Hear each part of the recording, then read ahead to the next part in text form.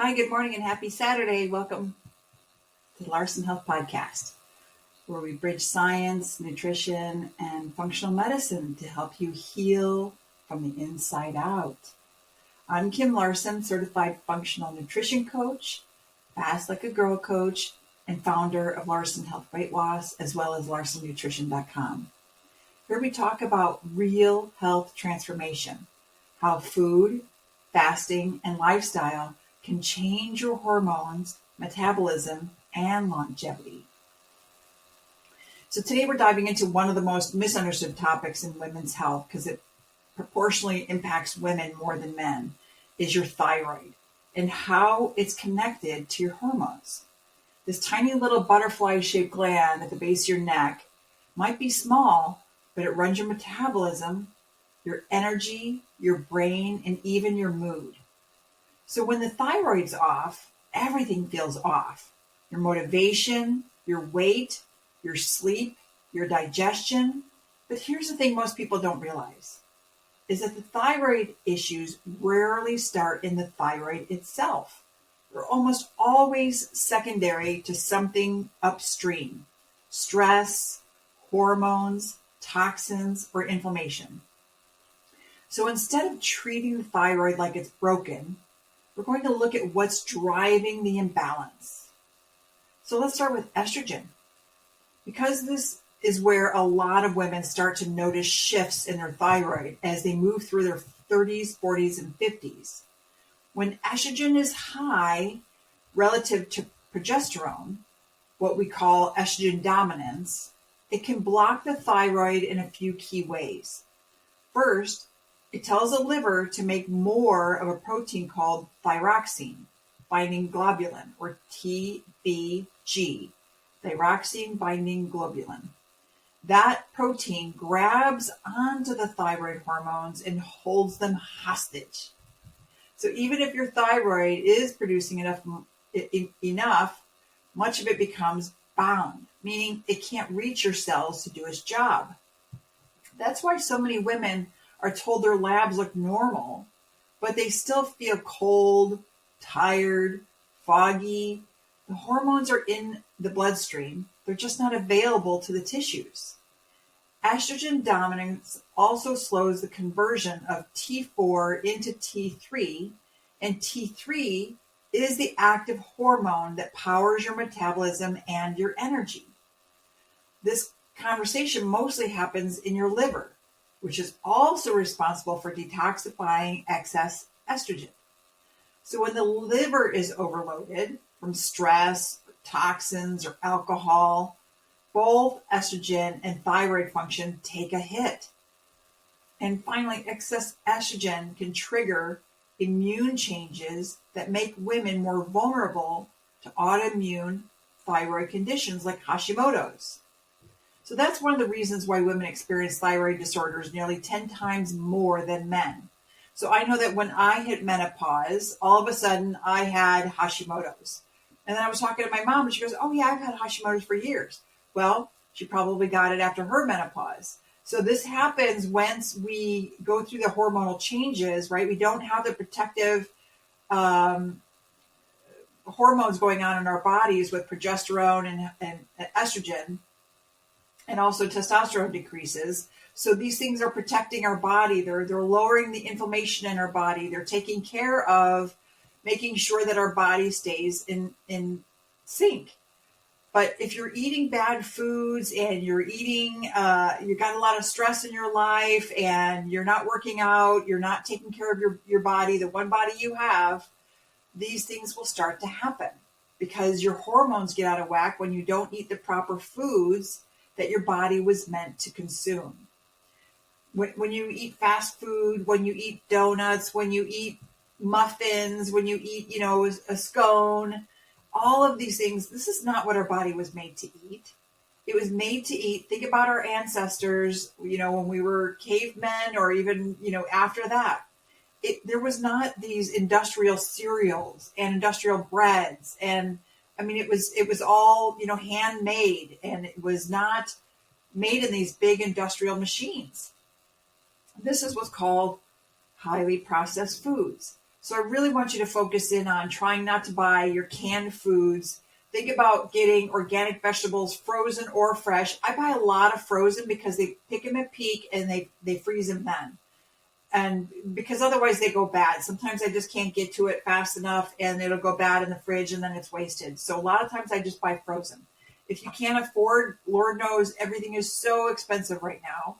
If you can't afford to buy organic, at least just buy vegetables and protein. Vegetables are your fiber. So this is your fiber, like in bell peppers and broccoli, green beans, Brussels sprouts, spinach, all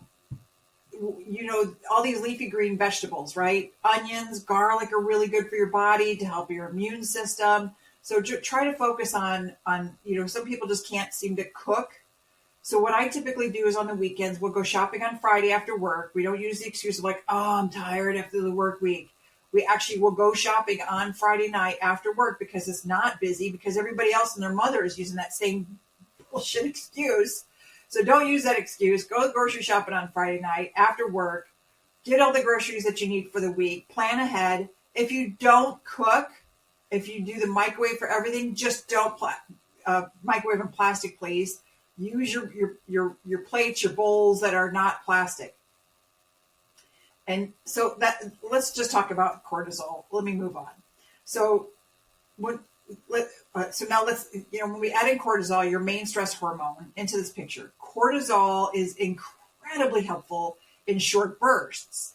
It keeps you alert. It manages your blood sugar. It helps you respond to daily challenges.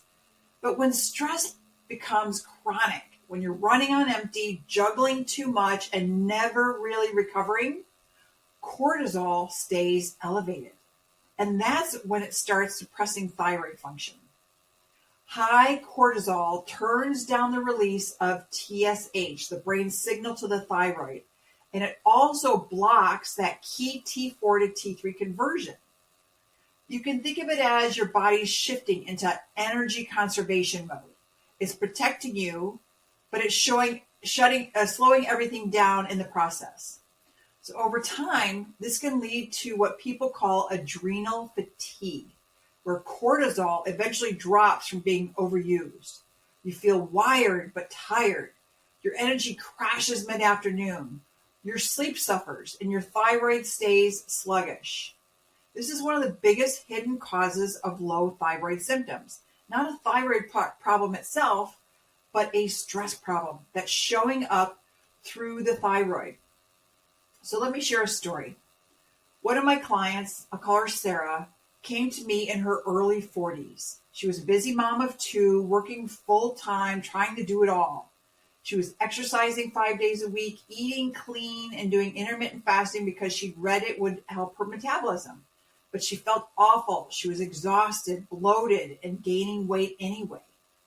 Her doctor said her thyroid was fine, but when we ran a full panel, her free T3 was low, her progesterone was low, her cortisol was high at night, her liver markers were sluggish too, and in other words, her body was overwhelmed.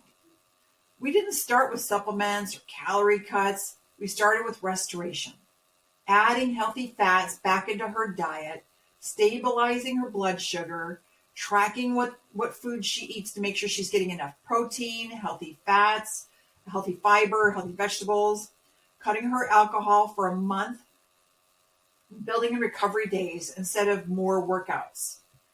Within 6 weeks, she started sleeping again. Her energy came back. And after a few months, her thyroid numbers improved naturally, not with medications. I can tell you that with my Hashimoto's, I have never taken a medication for it. I have managed it. So there's a big study out there that talks about iodized salt. So apparently a lot of people were starting to get Hashimoto's or thyroid problems when there wasn't any iodine in the diet because people are not eating whole foods filled with iodine. So even though I eat foods that are high in iodine or naturally have iodine, I shouldn't say high in iodine, but naturally have iodine like seaweed or there's other vegetables that are high in it or meats. I also supplement with my Shaklee women's multivitamin that actually has, and so I don't use table salt, so because you need your iodine. And apparently this was the research was about putting iodine in salt. And this is one of the best things that ever happened to helping people across the globe get rid of their thyroid problems, was just having iodine salt. So, even though there's like iodine that, I talked about this in my last podcast, even though there's like sea salt and Himalayan salt and all these different salts, they're mineral bases. They do have minerals in them, but it's so low. You really need to get, your supplements with your vitamins, making sure that you're eating whole foods to get your supplements. And, and it's difficult to get all of our supplements from the whole foods, but making sure that you're getting iodized rich foods, or make sure that you get table salt, because you're going to need the iodine. So this is what happens when you stop chasing the symptoms and you actually start supporting the system. So let's talk about diet, because food is information. It's chemistry. Every bite you take either supports or stresses your thyroid. The thyroid depends on nutrients like selenium, zinc. So taking 2 Brazil nuts a day gives you all the selenium you need. Zinc, iodine, iron, and healthy fats. So the thyroid depends on nutrients like selenium, zinc, iodine, iron, and healthy fats. I always cook my food in an iron skillet. I always, I don't get it every day, but I try to get 2 Brazil nuts every day. I put it in my breakfast, or, and I'm working on getting my protein. So I just started using MyFitnessPal, or there's some other apps that are out there that are free, and I'm tracking what I'm consuming. So I make sure I'm getting my selenium, I'm getting my zinc, I'm getting my iodine, I'm doing my iron. And I try to get at least a half an avocado every day.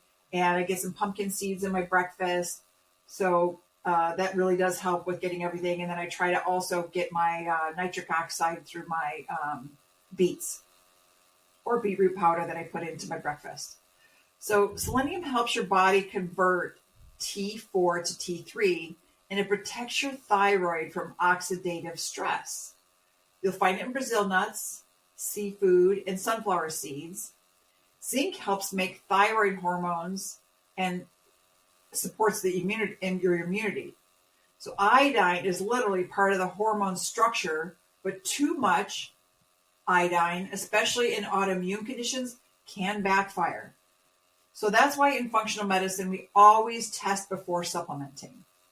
Healthy fats are essential, especially omega-3s from fish, olive oil, and avocados. And if you don't like fish, I love fish. I don't necessarily like the mackerel and the sardines. So I try to eat salmon at least once a week. And I take an omega-3 from Zinzino every single day. And I can tell you that when I've had my blood work done, my omega-3s are on the top with 1 percentile across the world. So my omega-3s are strong. My omega-6s are long, because are very balanced, I should say, or low, because I don't eat a lot of processed foods that are high in inflammatory omega-6. If you get too much omega-6, it can become inflammatory, again, causing more problems. So healthy fats are essential, especially omega-3s from fish, olive oil, and avocados, and medium chain fats from coconut oil. So I only cook with coconut oil, extra virgin olive oil, avocado oil, or ghee or butter, grass-fed butter. So these help regulate your hormones. They stabilize inflammation, and they improve receptor sensitivity, so your cells can actually hear the thyroid signal. And then there's the other side, foods that disrupt thyroid function. Processed foods, refined carbs, and inflammatory oils are major triggers. If you check my social posts, I put out there all the time what are the hateful eight per se, right? What are the bad oils that are out there that are inflammatory, like cottonseed oil, peanut oil. There's just so many oils out there that are so bad for you. Any of the seed oils, most of the seed oils are bad. So think about white bread, pastries, all these soybean oil and canola oil. These foods spike blood sugar, they create inflammation and damage your gut. And that gut is where about 20% of your active thyroid hormone is produced. So if you're eating and you're getting like I got a gut issue, you could have leaky gut. And leaky gut could be from taking the pill for years or from the foods that you're eating. If you get bloating, if you get, I don't get any bloating, I don't get gut issues. None of that stuff happens to me because I'm eating well. So if your gut is inflamed, your immune system goes on high alert, right? So this is your gut-brain axis. You've got this, the vagus nerve goes from your brain down to your gut. And this communicates, it's amazing how much information goes from your gut to your brain. And when you're not eating right, it dysregulates your whole body. So if your gut is inflamed, your immune system goes on high alert. And over time, that can lead to autoimmune thyroid disease like Hashimoto's. And one of the most well-researched dietary triggers is gluten. I keep telling my clients, you can't have gluten. Don't eat gluten. Because in America, what they do is it's all genetically, well, not all, it's 90% genetically modified. Now, I go to a bakery and I get some bread, but it's all fermented bread. So the gluten in America is genetically modified. And what genetically modified means is that they can spray it and it won't die. So they can spray it with all the bug sprays so that bugs don't eat it, and they can spray it for weeds and the plant will not die. But in the meantime, what happens is all those chemicals are ingested into the plant and you are eating those chemicals. This is I've talked about this many times, right? So this is the Roundup, this is the glyphosate, this is the what used to be called Agent Orange. This is all a part of the same chemicals made from the same chemical companies that are providing all this stuff, and they do not care about your health. The government's working on trying to help you with your health, but a lot of them don't care about your health. So the protein in gluten is called gliadin, and it looks similar to the thyroid tissue. So when your immune system reacts to gluten, it can mistakenly attack your thyroid too, a process called molecular mimicry. That's why so many people see huge improvements in energy and antibody levels after removing gluten. Not because gluten is bad per se, but because their immune system confuses it with their own tissue. And that's scary. And all of this loops back to inflammation. Chronic inflammation is the common denominator in almost every thyroid issue, whether it's coming from your diet or stress or toxins or infections. I can tell you, I went for an interview to a plastic company, and I was walking in there and I could see everybody pulling out the garbage bags and the plastic covers for products. And the smell was like, oh my God, the smell was so bad. Now, I'm sure they got used to it because I can remember when I was in my 20s bartending and smoking was still allowed in the bars, and my nose would just shut it off. All the cigarette smoke in the air that was like, oh, it would just shut it off. And so eventually I didn't even smell it anymore because it was just everywhere. But when you're not in those toxic areas and you're not under that toxic environment, you walk into it and you have a clean body. You're like, ooh, God, the smell. And you know that that's causing inflammation for everybody. And they're getting sick from it. Plastics are just, that's a whole nother subject I can get into. With these microplastics. Do not microwave in plastic. Do not have plastic containers for your food. Do not use plastic Ziplocs to freeze things. Do not use, there's Cleanomic has these great bags. I use Cleanomic. I'm sure there's other brands out there as well, but I use Cleanomic, and they have great bags that are non-toxic. They're biodegradable. And I put in my frozen berries. So we buy all those berries, like you've probably seen on social media. They're all organic berries. And then I put them all into these Cleanomic sandwich bags and throw them in the freezers. And I'll have that with my breakfast. So I'll pull out some frozen berries. I'll let them thaw out, put them into my yogurt with my organic Greek yogurt with my organic, cottage cheese. And I'll have some berries and some chia seeds and Himalayan tartary buckwheat sprout powder. I'll put in some protein mix. I'll put in some peanut butter mix. I'll put in avocado, half an avocado.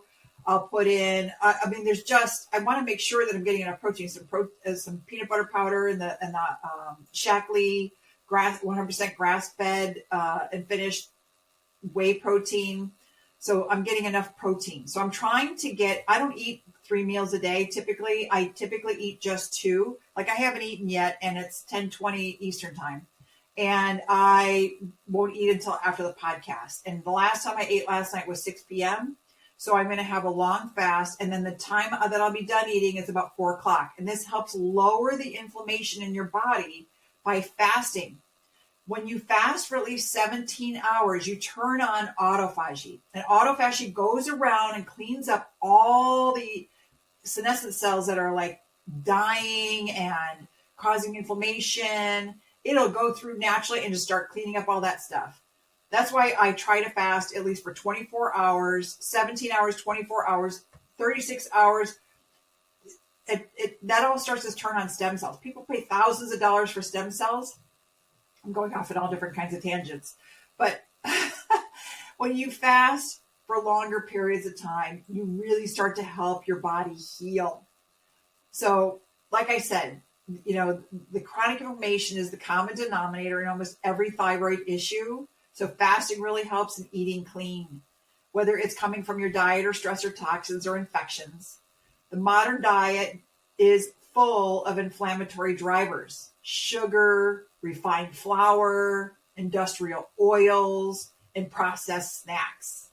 You can find actually some healthy snacks at Costco or Walmart. Actually is starting to have some healthy foods that don't have gluten. They're made with almond flour and they don't have any sugars, or they have a healthier type of sugar.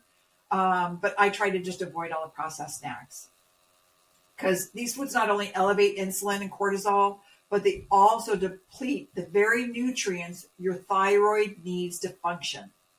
The solution isn't deprivation, it's nourishment. Okay? You're not depriving your body of anything. You're nourishing it. Real food, clean protein, healthy fats, vegetables, fiber, and hydration. These give your liver, your gut, and your hormones the raw materials to rebalance naturally. If you want a simple way to start, just begin by swapping out those refined carbs like white bread for whole fiber-rich foods like sweet potatoes, leafy greens, cauliflower rice. Replace seed oils with olive oil or avocado oil, and eat enough protein, at least a palm-sized portion in every meal. So take your weight, your ideal weight, and eat 0.7 to 1 gram of protein per your ideal body weight. So my ideal body weight is 150. So I should be eating between 110, whatever 0.7 is, maybe 112, 100 something, to 150 grams of protein a day. So I will try to get, when I at my first meal, I'll try to get 40 to 50. You don't really want to go over about 60 grams, because at that point it just turns into sugar. So try to get at least like 40 or 50 grams of protein within one meal. At least that's what I try to do. If you're going to eat 3 meals a day, you try to break up your 100 plus whatever. So I try to get 50 in my first, 50 in my next. So I'm getting at least 100 grams of protein a day. Or if I can do a little bit more, if I have a little bit of another meal, and then I'll eat between 11 o'clock and 4 o'clock. So I'm eating in a 5-hour window, and then I'm going to fast the rest of the time. So I'm going to get over a 17-hour fast. So it's not about perfection, right? It's about direction. Every better choice moves your thyroid closer to balance. So we pull all this together: estrogen balance, stress regulation, detox support, nutrient optimization, and anti-inflammatory eating. The thyroid begins to recover. You start waking up with energy again. You can focus. You don't need 3 cups of coffee to get going. I can tell you I have decaf coffee every day. I might put 1 scoop of caffeinated into it. But I might just get my caffeine from a tea, but I typically don't because I want my energy level to be even. I have enough energy for the day. I don't need to be bouncing off the walls. So if you've been told your thyroid is fine, but you still feel off, trust that instinct. You know your body better than anyone. So I went to Function Health and I got a panel done of my work. My doctor never found that I had Hashimoto's. They never did the proper test to figure this out. So when I went to Function Health, they told me I had Hashimoto's. Is because they did the full panel. So you have to ask for the full panel from your doctor. And here's what you need to ask for. Ask for your free T3, your free T4, your reverse T3, and antibodies. So I'm going to repeat that again if you got pen and paper. Ask for a full panel, your free T3, your free T4, your reverse T3, and antibodies. So you can look at the whole picture. And remember, the thyroid is a mirror. It reflects what's happening in your environment, your hormones, and your habits. So when you bring those into alignment, your thyroid follows. And you don't need to fix your thyroid. You need to listen to it. It's one of your body's most honest messengers. So let's put this into context with some numbers. According to the National Institute of Diabetes and Digestive and Kidney Diseases, Hashimoto's is about 4 to 10 times more common in women than men, and most often develops in women between the ages of 30 and 50. The American Thyroid Association states that Hashimoto's is more common as you get older in both sexes, both male and female, and often happens in middle age for women. A study of age groups from 65 to 69, 70 to 79, and 80 plus found that hypothyroidism, which may include Hashimoto's, increased with age between 8.02% for 65 to 69-year-olds, 11.51 for 70 to 79, and 12.27 at 80 plus. Globally, the prevalence of Hashimoto's thyroiditis is about 7.5%.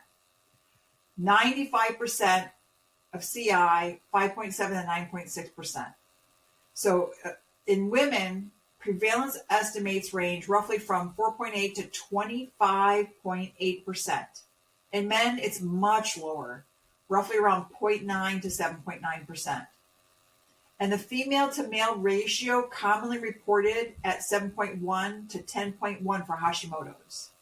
So it's really mostly a female problem, but some men also get it, depending on how your hormones are going. And that could really depend on your foods that you're eating. So, if your hormones are dropping, if your testosterone is dropping, if you have a lot of estrogen dominance, you're going to have man boobs, you're going to have a spare tire, you're going to have problems with your testosterone then. You might have fatty liver disease, which I talked about last week or 2 weeks ago. And you could possibly have Hashimoto's and you don't even know it. So regionally, higher prevalence is seen in low to middle income regions versus upper middle income. So in the low middle income, it's 11.4% versus the upper middle income is 5.6% in one meta-analysis. And this is because people who don't have the money will actually, not have the money to go buy whole foods. They think that it's actually cheaper to buy from McDonald's or Burger King or KFC, where those are really expensive. So when you go out to buy, say you go to Burger King and you get a Whopper, and you get onion rings, and you get a soda, right? That's going to cost you, $8. You can make a whole soup for $8.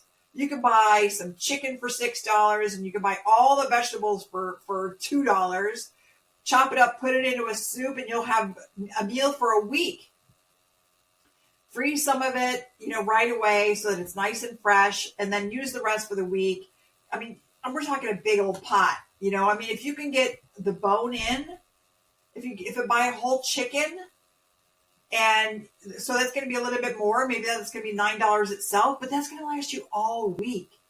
Boil up the whole chicken, get the collagen and the fat and the all the juice, all the broth from all that, and then pull off the chicken from the bones. Do this over the weekend. You can do this. I know you can.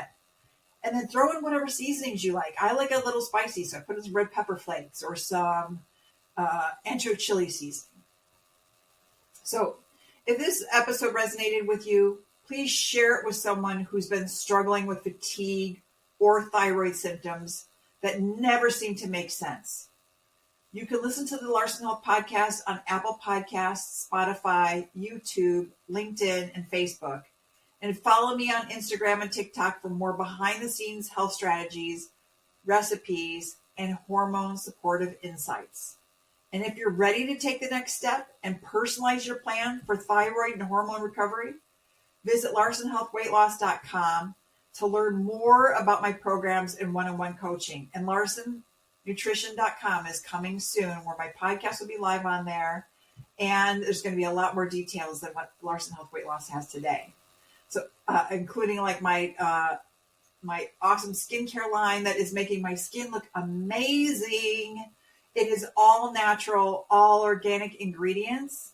And I'm going to make candles and lip balm and the tin of stuff in my hands I have not had dry cracking hands, and it has been 29, 25, 30 degrees in the morning when I'm walking the dogs. And usually that dry air, my hands, my lips, my skin is so dry, but not with this stuff. It has really, it's been amazing to moisten my skin. So I sent out samples to my best friend and my mom and my husband's parents and his sister to get their insights. And then I sold some also at a recent event here in Northern Michigan, and the women are glowing. So I'm Kim Larson, and this is the Larson Health Podcast, where we bridge science, nutrition, and functional medicine to help you heal from the inside out. Thanks for watching today, and hope you have a great day.